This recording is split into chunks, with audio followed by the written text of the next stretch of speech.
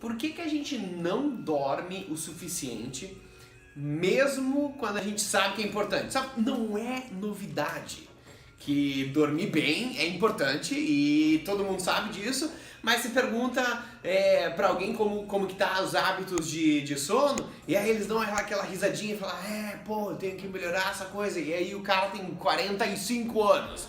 E faz 45 anos que ele tem que melhorar o sono e ele sabe disso. Eu acho que tem duas coisas envolvidas aqui. A gente tem um preconceito em relação ao sono, e segundo, é a falta de entendimento, que a gente não sabe exatamente todos os papéis, o quão importante é o sono na nossa vida. Sabe que é importante, mas você não sabe por quê, ou quanto, ou como ele funciona. Então, uma coisa alimenta a outra, sabe?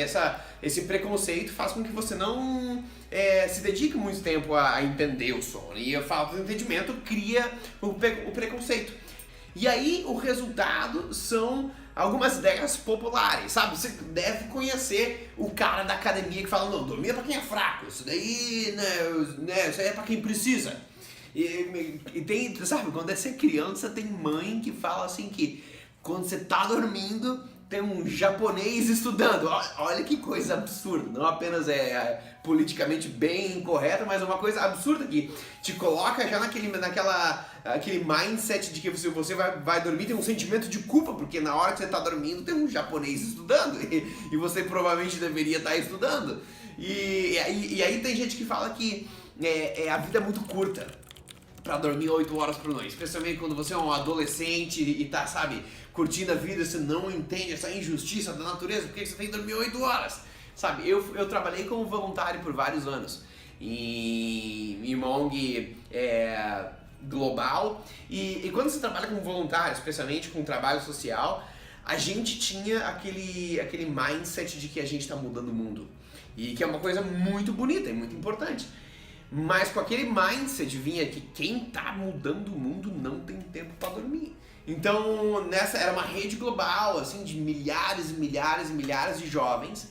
E quando a gente se reunia em conferências internacionais, sempre tinha o cara que era o líder ou presidente de um país inteiro naquela ONG, e ele era muito admirado porque não apenas a performance, o desempenho do país dele era muito bom dentro daquela ONG, mas esse é um cara que dorme 4 horas por noite, sabe? Ele dorme 4 horas, no dia seguinte o cara tá que nem uma máquina, de noite ele festa, ele bebe, e aí no outro dia ele dorme 3 horas. E esse é o cara que é bom. Então tem aquela ideia de virilidade, né? O cara que é viril, o cara que é macho, ele dorme pouco. E esse tipo de pensamento, o cara que pensa dessa forma, ele tá ralado.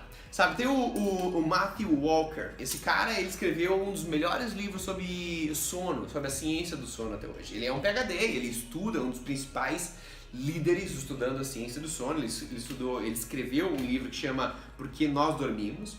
E ele fala que as pessoas que dormem 5 horas por noite têm 65% de chances de morrer mais cedo por qualquer causa.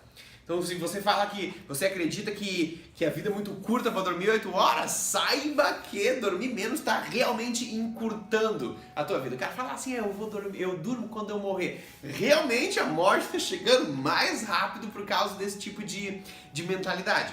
E quando a gente chega nos 30 anos, aí é quando essas coisas a gente começa a mudar esse entendimento. Porque aí o corpo sente, antes dos 30 você passa sem dormir, você estuda na faculdade, você vai festar e tudo mais, e você ainda consegue operar como um ser humano mais ou menos. Depois dos 30 não tem como, você leva uma porrada e sabe, você apenas não é mais funcional.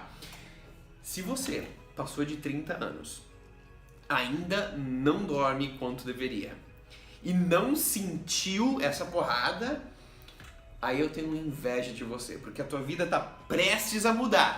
Tu tem uma vida muito mais rica e muito mais colorida que você tá prestes a acessar assim que você melhorar o teu sono.